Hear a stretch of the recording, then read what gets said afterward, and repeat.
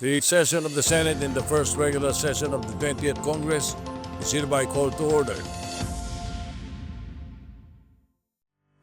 It was an eventful week in the Senate. Senators elected new leaders, continued their probe into alleged corruption in government flood control projects, and conducted public hearings on various proposed measures designed to benefit the Filipino people.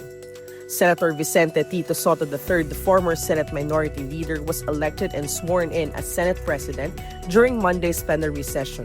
Former Senate President 𝗵𝗵𝗱𝗁𝗄 his𝗀 administered his oath. Newly elected officers of the Senate also took their respective oath during the session. Senator Panfilo Lacson as Senate President pro tempore and Senator 𝗰𝗵𝗶𝗿𝗀𝗍𝗂 Zubiri as Majority Leader.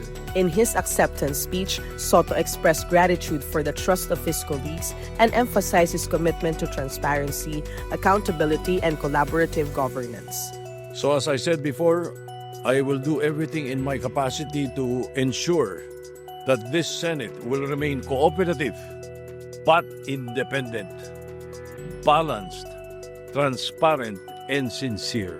Also on Monday, the high-profile investigation into flood control projects continued in the Senate. The Blue Ribbon Committee, then under the chairmanship of Senator 𝗰𝗵𝗆𝗃, heard more testimony on the controversy, including the alleged collusion between politicians and officials at the Department of Public Works and Highways. On Tuesday, the Senate Finance Committee, chaired by Senator 𝗰𝗵𝗆𝗀𝗃, began its deliberation on the proposed 3.569 billion budget of the Department of Budget and Management and its attached agencies. Lawmakers called for concrete reforms in the 2026 General Appropriations Act to prevent a repeat of budget distortions and to ensure transparency and accountability in how projects are implemented. Senator 𝗃𝗲𝗍𝗂𝗧𝗏 during the plenary session delivered a privileged speech to deny allegations linking him to the anomalous flood control projects. He dared his accuser to prove the allegations in a court of law.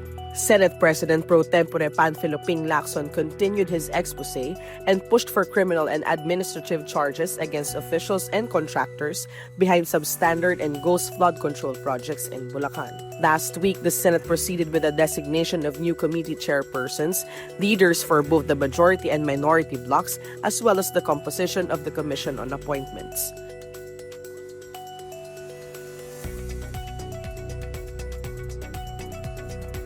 Former Bulacan Assistant District Engineer Bryce Hernandez, who was implicated in the flood control project anomaly, was transferred to the Pasay City Jail after the Blue Ribbon Committee cited him in contempt.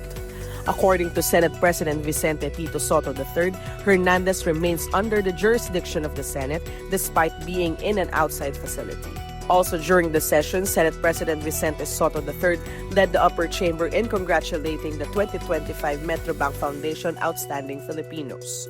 In a privileged speech, Senator Raffy Tulfo urged the Philippine National Police to address the rampant 𝗵𝗵𝗱𝗏𝗏 scam. He highlighted that the scam not only victimizes car owners but also links stolen vehicles to criminal activities. Senator 𝗰𝗵𝗆𝗀𝗃 led the Finance Subcommittee in examining the proposed 2026 budgets for the Office of the President, Presidential Management Staff, and the Commission on Elections. Also on Wednesday, the Committee on Environment, Natural Resources, and Climate Change, chaired by Senator 𝗰𝗵𝗆𝗃𝗏, held its first public hearing to discuss the country's current environmental status as well as the government's enforcement of existing environmental laws. Meanwhile, during a hearing of the Committee on Basic Education Thursday, senators advocated for more government resources in the education sector.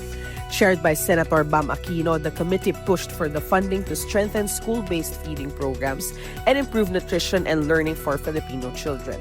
The Committee on Foreign Relations, chaired by Senator 𝗰𝗵𝗆𝗏𝗏, held a public hearing to assess the potential ratification of the Biodiversity Beyond National Jurisdiction Agreement. Senators and invited experts discussed how the BBNJ agreement could affect the Philippines, particularly in light of China's claims in the West Philippine Sea.